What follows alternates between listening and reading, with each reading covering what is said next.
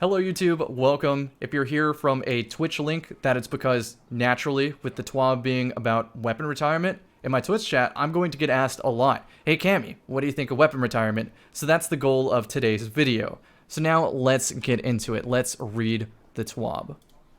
This week at Bungie. We'll just keep going down until we get it. Max power level, there we go. Legendary gear infusion. I'll try to skim where I can, but I really want you guys to understand what Bungie is proposing here. So they're talking about the changes to the infusion system. They want the sandbox to feel interesting, exciting, and dynamic, and to evolve in compelling ways over time in the same way that the game evolves. Our weapons are the primary way, see, good pun, that players interact with the world. And season over season, we want players to discover new weapons that feel powerful. I'm going to highlight that because that's real key there. Have interesting new perks to explore, and have power the builds that players craft in new and unexpected ways. So, keyword, powerful and new. The changes to the infusion system we're talking about today are designed to promote the following. We want you to more frequently earn and enjoy more powerful and standout gear. Right now, if a new legendary weapon isn't better than the current best in class, there is no reason to replace your existing weapon with it. If a new legendary weapon is better than the current best in class, we risk power creep, removing challenge from the game, or making the item mandatory / the only option for challenging activities. Both true. Both above points apply equally to new mods and perks as well. Powerful weapons can be era defining, but eventually those eras need to end so that new eras can begin. We want strong weapons to have their time in the sun, and whenever possible, we want you to expect and prepare for powerful gear to cycle out of the endgame meta. We can't solve this by making weapons that are always better than the previous ones. This will steadily lower the time to kill in both PvP and PvE until the combat sandbox is neither fun nor tactical. I think that's another key point to remember here. Neither fun nor tactical. We also want to foster a gradually evolving meta that regularly promotes experimentation and debate. We believe Destiny is at its best when you have new desirable things to pursue, and when you have active debates with your clanmates about which of those new things to bring into the new raid, or which is going to be hot in Trials next season. With those goals stated, let's break down how these changes will work. Each legendary weapon and piece of armor will have a max power level it can reach through infusion. Exotics will not have a max power level. Let's stay on that one real quick. That's amazing, because even if they go through with this, someone who's very dedicated to the game will still have a bread and butter option in at least 1/3 of their loadouts. Now, I did a video on this exact topic already, so I will link that in the description. Let's continue. The max power level for those items will be set at the player power cap attainable 3 seasons. Let's highlight that. After its release. So 4 seasons total. This means all legendary gear has a 1-year span of time during which it could be used in activities where being at or near the player cap is important. The max power level for those items will be visible in-game in Season 11, but no items will be at their max power level at the start of Season 11. This means all your gear will be relevant in all activities during Season 11, so we still got 1 season of buffer. You'll be able to see what the max power level is for all your gear and plan accordingly. At the start of Season 12, weapons and armor released in Seasons 1 to 8 will have a max power level at the Season 11 player cap. So if you like something like, say, Austringer or Beloved, that's going to be unavailable in Season 12. Unavailable in endgame content, let's just say that. Gear from Season 9, 10, and 11, and 12 will be infusible to new player caps for 1 year after their initial release. So let's look in-game for a second. Actually, I think my Destiny item manager makes more sense for this. Old Fashioned, for example, I should be able to use in the Season 12 because it was only added to the game recently. Dire Promise I should also be able to use. So those are 2 good hand cannon examples. For sniper rifles, let's take a look at my Destiny item manager. I was thinking for sniper rifles, this trophy hunter is going to replace my Tatara Gaze, because I can use this well into Season 12. And by then, I should acquire another sniper rifle that I like. There's more to read, though. Weapons and armor from the Last Wish in Guardians of Salvation raid will be granted exceptions and have a higher max power level. So this brings me to the next point. For other weapons that I can future-proof with, we have the Supremacy Sniper Rifle. So I can plan ahead by using this in my day-to-day PvP loadouts, which I have adjusted for this creep. So right now, Mountaintop won't be in there. I have Astral Horizon, Old Fashioned, Supremacy, Jacqueline King, Seraph, Shoddy, and Trophy Hunter so far, along with a mix of exotics. That's what I feel comfortable using in PvP, so that's what I will probably use in the future. And this is assuming they go through with it. So this is an example of how it's going to work. It says current power, power limit, and season cap. So the season cap will go up, like eventually in, let's say, season 13, it'll say 1140. And since this is a limit of 1060, you won't be able to use your loud lullaby in that season's content of endgame. So no trials, no raids, no nothing. Apparently this applies to armor as well as weapons, which is kind of aggravating because that's going to be really difficult to get correctly, considering it takes me about a year to get this stuff right anyway. Right now, my goal is get a Heart of Inmost Light, a new one, that will give me both 10 resilience and 10 discipline. And that could take me a countless amount of Master Nightfalls. Or I need better legendary gear to push this current one over. Either way, it's just gonna take forever. So that's an example.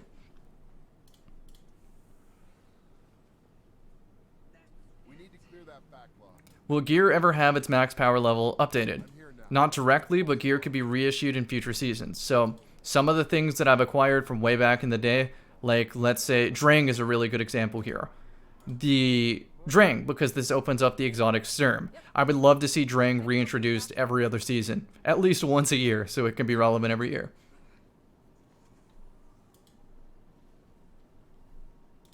Continuing on.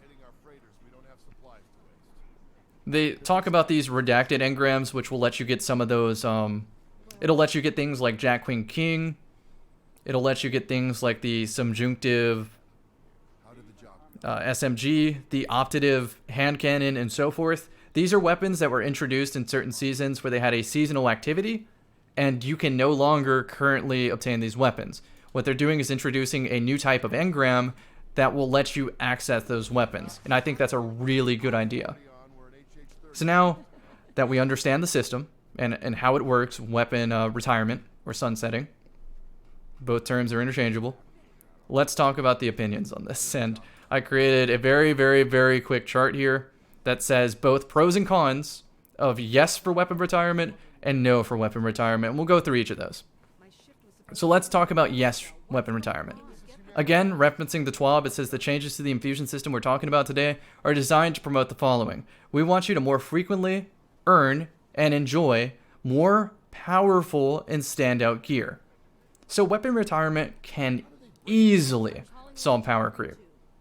But it does create an expiration date, so this discourages long-term investment, aka discourages collecting things in the vault that serve some sort of purpose for a specific job. So if I want to create a build that totally works with Firmly Planted, just search up here.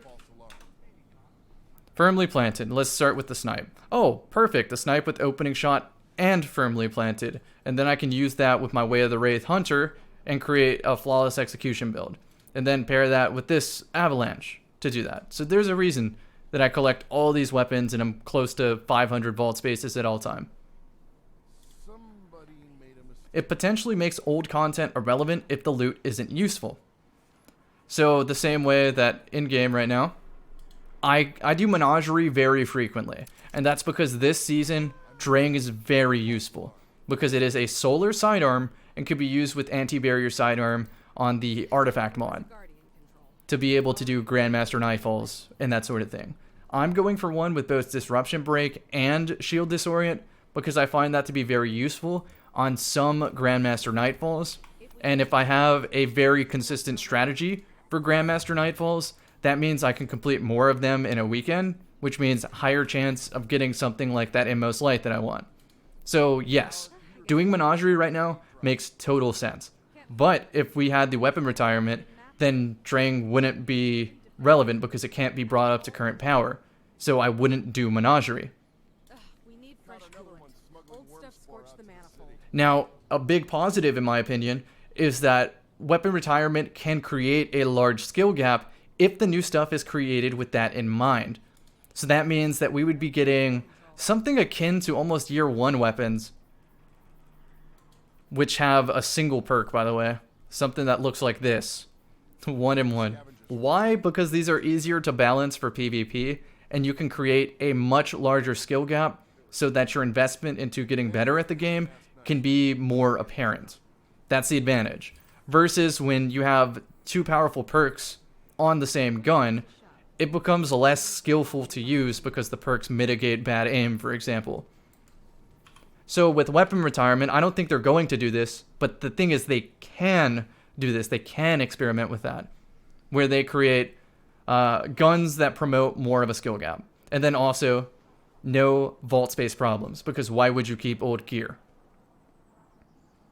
So this is a good little excerpt from Twitter here. This says, you know how Recluse shits on everything on PvE? Weapon sunsetting means we can add more weapons that shit on everything, and they just eventually fall behind in power. New weapons that shit on everything can be added without constant power creep. I'm very excited for it. So what this leads me to believe, along with the words from the TWAB saying more powerful and standout gear, is that they do not plan to add weapons with a healthy skill gap. They plan to experiment with powerful and standout gear, which begs the ultimate question here. If powerful and standout gear, or weapons that shit on everything, are added, then how can they balance those for a healthy skill gap in PvP? Because for me, the vast majority of replayability in the game comes from PvP, where I'm guaranteed a human opponent who will adapt to me as a competitor, right? You play Trials of Osiris, you play Comp Playlist to match good players to give you a challenge. In PvE, with certain Grandmaster Nightfalls even, some of these are a breeze and aren't really a challenge, unfortunately. It can get there in time, don't get me wrong, but as of now. So now let's talk about what would happen if there was no weapon retirement. Well, number one, it risks or almost guarantees power creep. I think that they can add side grades, though, for at least 10 more years.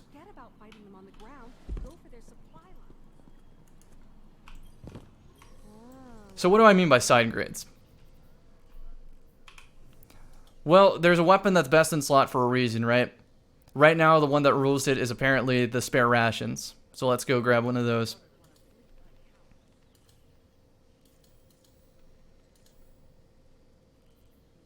Dire Promise and Spare Rations is a perfect gun to explain this. I have both up right now. So this is a Spare Rations. It's really hard to get better than this roll. This is Rapid Hit and Slide Shot and Rico and Hammer Forged and Range. For a controller user, this thing might not even move if you're sliding. So it's incredible. But then again, a side grade would be, but what if I need more range? Well then, you just use your Dire Promise with Rangefinder. And so that will give you more range than that particular roll. You can also get unique rolls on this Dire Promise that the Spare cannot get, like Opening Shot and Swashbuckler as a combo.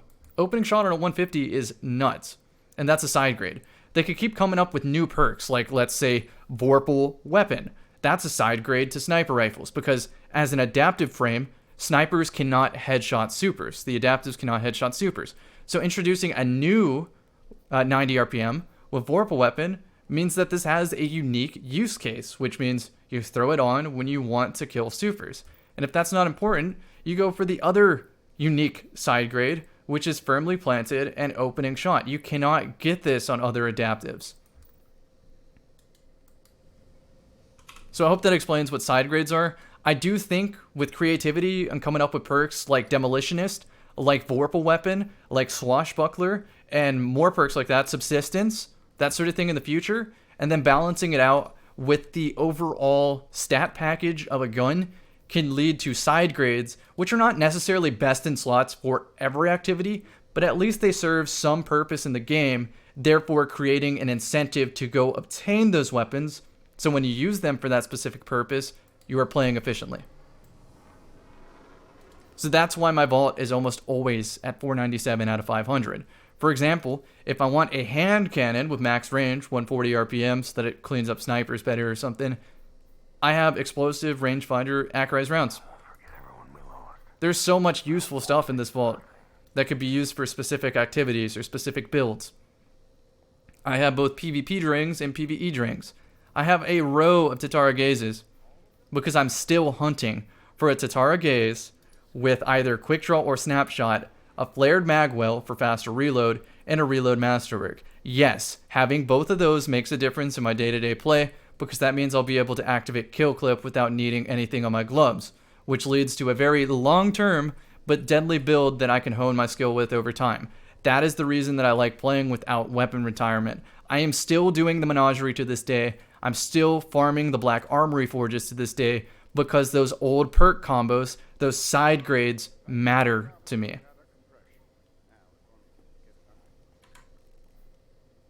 Continue on. More reason to grind in general. Less reason to grind for best in slot.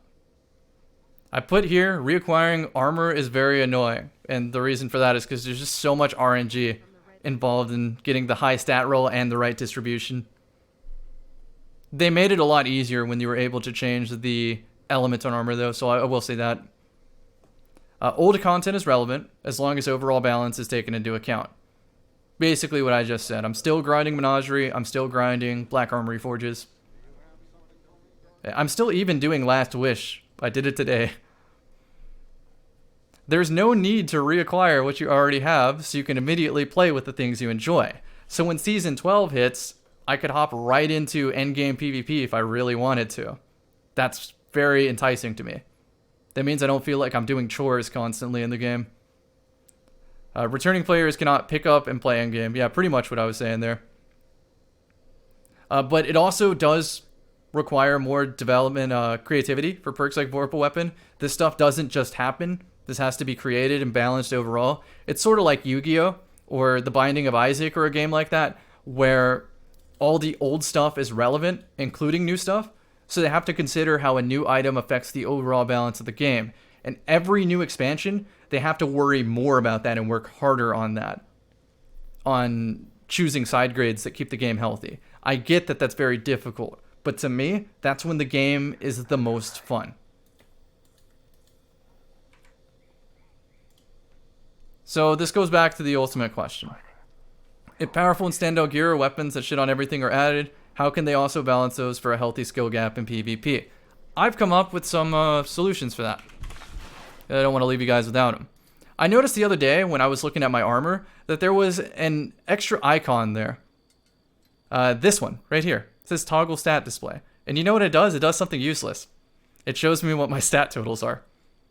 Great. It's not like I couldn't just, I don't know, not use that menu and just highlight my items here. Why is this here? I don't really care about the stat display. The reason I'm showing you guys this is because this could be used for PvP, to balance PvP.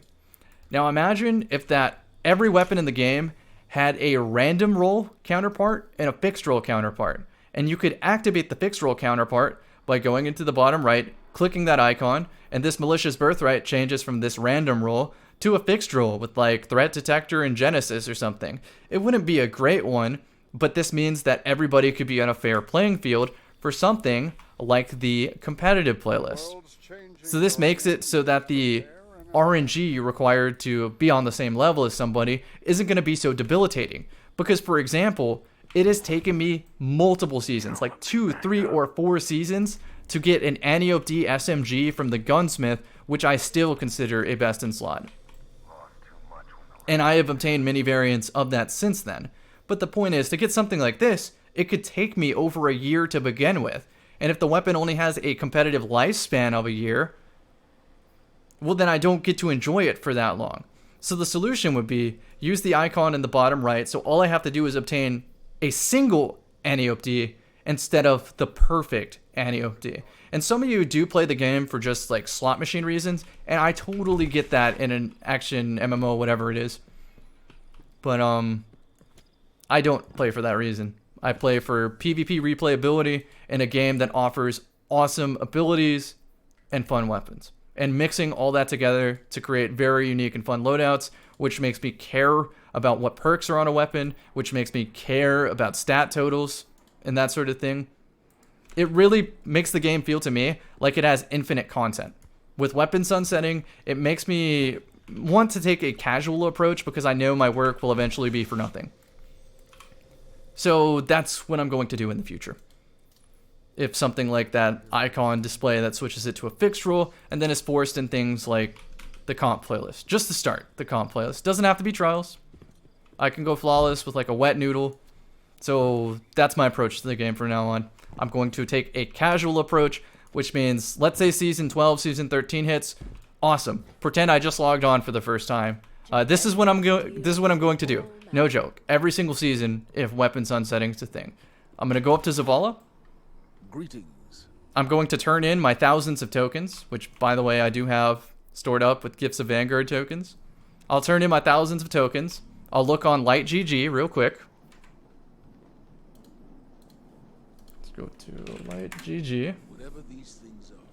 We'll go look at the new weapons added to whatever the new season is. So let's say it's season 13. I'll click on season 10 there. And I'll take a look at all these. What comes from the Vanguard? Okay, perfect. I know what exists on the Vanguard. It doesn't even really bother me to look at the roles, but let's pretend for a second that this particular SMG I choose comes from the Vanguard. I look at what perks there are, and I sort of think, what is, like, decent? What can I go flawless with? Bare minimum. And I'll go spend some tokens in Zavala, and I'll look again at that sheet, and then I'll say, alright, now I'm going to go spend some tokens at Shaxx, try to acquire the weapon I want from him. And these don't have to be 10 out of 10 rolls. These can be 4 out of 10s, 5 out of 10s, 6 out of 10s. It's going to be perfectly fine. Because like I said a while ago, they're still letting the exotics remain as powerful. So I can use like Chaperone and just any rinky-dink hand cannon that I get from Zavala or Shaxx or the Gunsmith at the start of every single season. And I know that with just player skill from all the years over, that I can hop with my normal team, go play trials, and over the course of 4 days, day and night, trying my hardest, can complete the end game. And then once we complete it, once we complete trials, once we complete the raids, the new content, we're done. There's no more replayability there. So that's my casual approach. That's, with weapon sunsetting a thing, that's what I'm going to do. No more grinding toillessly, endlessly all day for a Tatara Gaze, for a Drang, for a Beloved, for a Mindbenders. None of that anymore. I'm just going to grab some 5 out of 10 weapons from the vendors, play endgame with those weapons, because the endgame really isn't that difficult to require best in slots, and then call it a day. So I hope this video answers that question. Be respectful in the comment section. These are just my opinions. There is no right way to enjoy Destiny 2. This is just the way that I enjoy Destiny 2. Thank you guys.